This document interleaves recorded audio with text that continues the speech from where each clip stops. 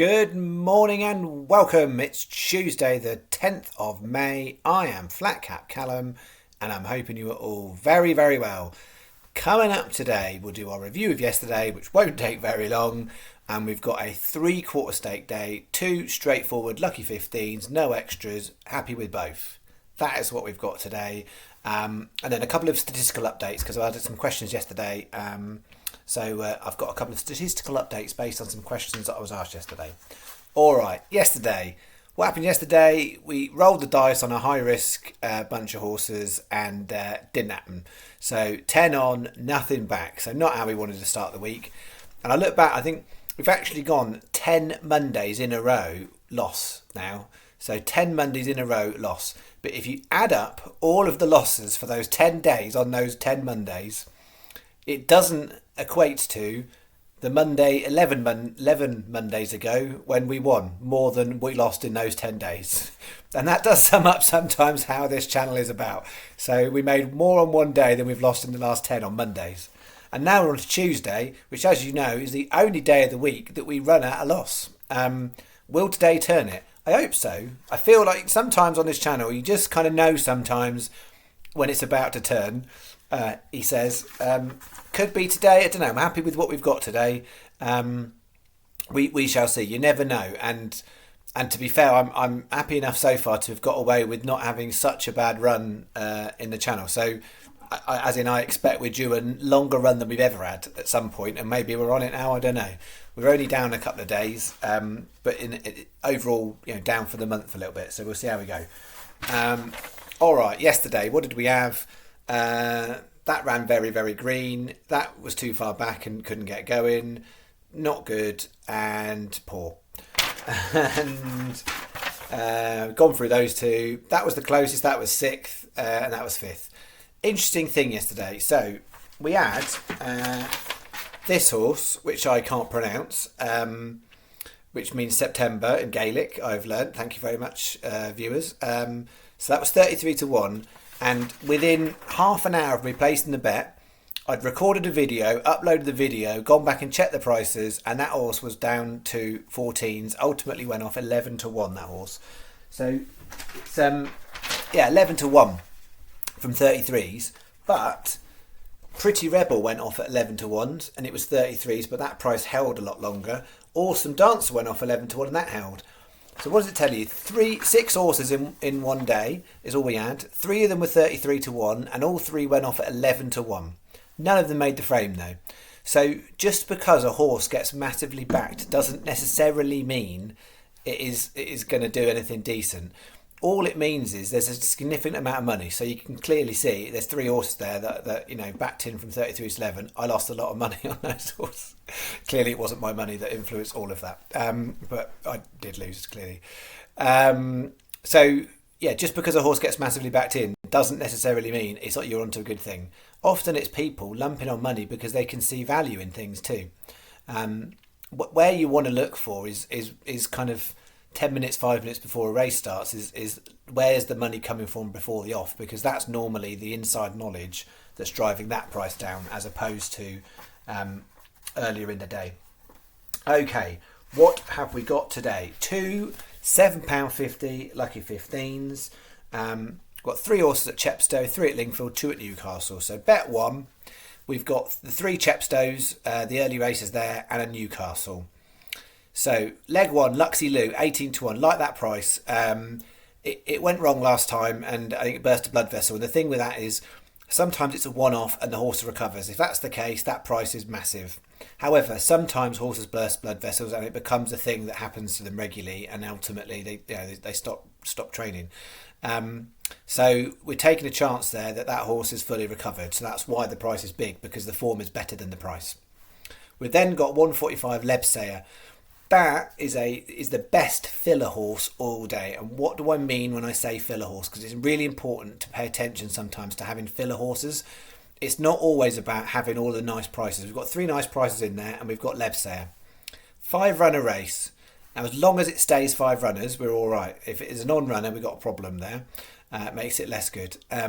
So 5 runners, so they're paying 2 places, quarter of the odds. Massive odds on favourite. That's the second favourite by a mile. I think third favourite's 25s.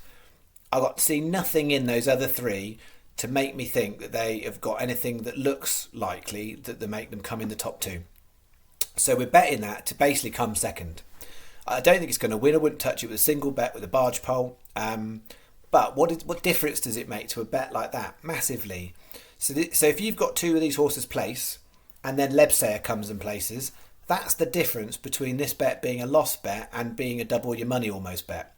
Give you an example. Right? So if you today fancied a 10-1 horse and you thought I'm going to put £1 each way on the 10-1 horse and it came second, you'd get £3 back. If you put £1 each way double on that horse and Lebsayer and they both came second, you'd get £5.50 back. You almost would get double your return for a place bet off a double. And so filler bets are really important. Every now and again, these things pop up and actually win when you don't think they're going to, and that's even better. But having it in there sometimes is useful. So if I had 8 horses I really, really liked, I wouldn't put it in. I had 7, and that was by far and away the most obvious filler bet to put in. Hopefully I've explained that. Right, 220.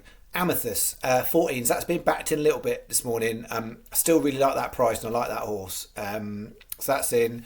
And then 6 o'clock Newcastle's competitive one, this one. There's a few in there that are nice enough prices, and I've gone with Hartfell overall. So that is what I've got. 25p each way, lucky 15. And then 3 Lingfield in a Newcastle. 5.10 Cape Greco. We've backed it before. I like it today. I think it's a decent price. It's got to run to decent standard to make the frame, but 25 is way too big for that horse. Then we've got 6.15 Lingfield Bungle Dupe in Blue, which we've backed before. Again, I think that is a decent enough price. Then we've got 6.30 Newcastle's. No extra places, any bookmaker on that one. We've backed that before too. Athmad.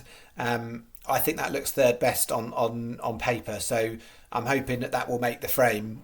The top two in the market look decent, but I think that it should run it close, that horse. And then 8.15 Lingfield, that's the only one in this bet we've never backed before. Nooble, that's been nibbled in a bit this morning as well, so 17-2 we've got there, and that's 25p each way, lucky 15.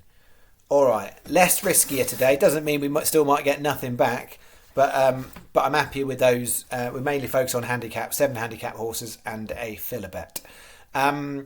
Statistical stuff. So yesterday, Robin asked a question. I think he had a hypothesis that the channel statistics might say that Irish racing results are better than the UK racing results.